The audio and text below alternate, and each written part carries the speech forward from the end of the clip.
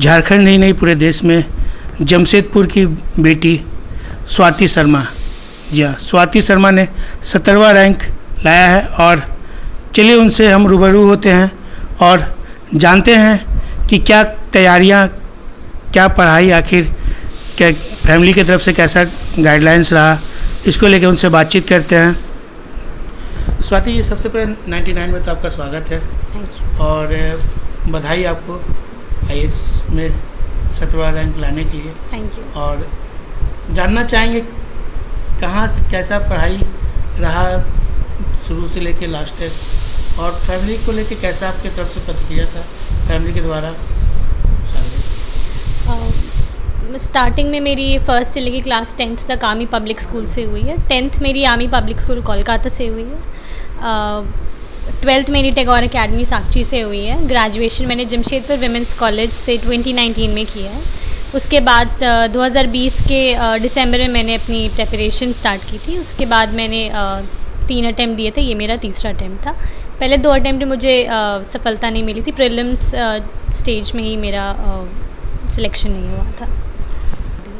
Family को लेके आपकी तरफ से क्या ये है कि जो फैमिली आपके माँ पिताजी हैं और भी रिलेटिव है, उनके तरफ से क्या खुशी जाहिर हुआ आपके प्रति कि आज के टाइम आज आप एक IAS ऑफिसर के तौर पे हो चुकी है, बन चुकी है, तो उनके लिए क्या खुशी का? मम्मी पापा का स्टार्टिंग से ही बहुत साथ रहा है। उन्होंने कभी मुझे कंपेल नहीं किया कि ऐसे करो वैसे करो। उन्होंने मुझे पूरी फ्रीडम दी थी, तुम्हें जिस तरीके से पढ़ना है, कुछ भी ज़रूरत हो उन ज़रूरतों को पूरा किया है। जब मेरे दिल्ली जाने का फ़ैसला था, उन्होंने उसका भी सहयोग किया पूरे तरीके से।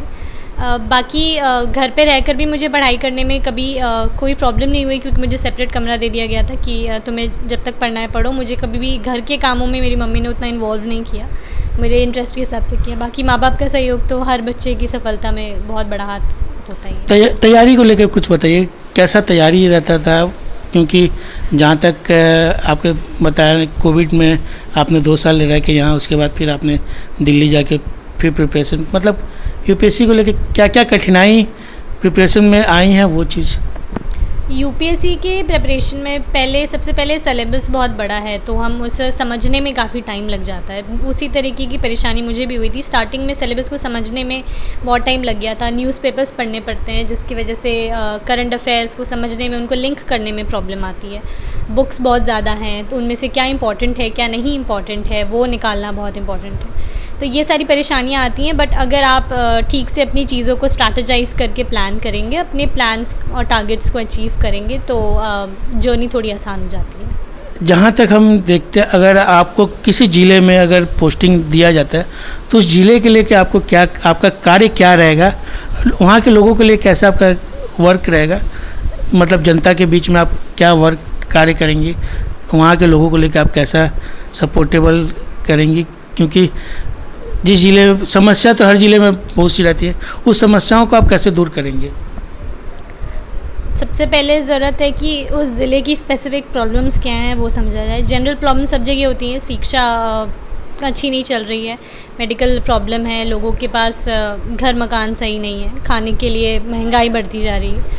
उन प्रॉब्लम्स को देखते हुए ये ज़रूरी है कि लोगों से बातचीत की जाए कि उनका प्रॉब्लम को हल कैसे किया जा सकता है, क्योंकि वो लोग वहाँ काफ़ी टाइम से रह रहे हैं, तो वो ज़्यादा बेटर आइडियाज़ दे सकते हैं। साथ ही एडमिनिस्ट्रेशन और लोगों का जब मिक्सचर साथ में आता है तो अच्छे सल्यूशंस सामने आते हैं। क्या रहेगा, कौन से ज़िले में सबसे पहला आपका ये रहेगा, कौन से ज़िले में आपकी पोस्टिंग हो? मैं किसी ऐसे ज़िले में ही जाना चाहूँगी जहाँ मुझे काम करने का और सीखने का मौका मिले। बाकी आगे जो डिसाइड होगा वही। अपने सहयोगी के साथ वरुण कुमार, 99 न्यूज़ के लिए जमशेदपुर से।